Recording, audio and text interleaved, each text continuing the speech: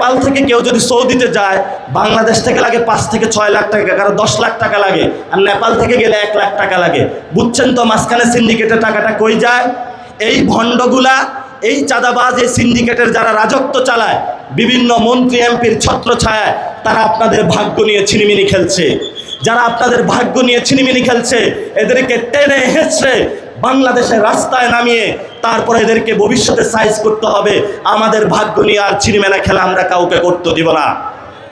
কারণ আবু সাইদ জীবন দিয়েছে বাংলাদেশে, পিলখানার শহীদরা জীবন দিয়েছে, 57 জন সেনা অফিসার জীবন দিয়েছিল বাংলাদেশে, শাপলার শহীদরা জীবন দিয়েছে। এত শহীদদের রক্তভূমিতে আরো রক্তচোষা আমাদের সামনে আবির্ভূত হয়েছে।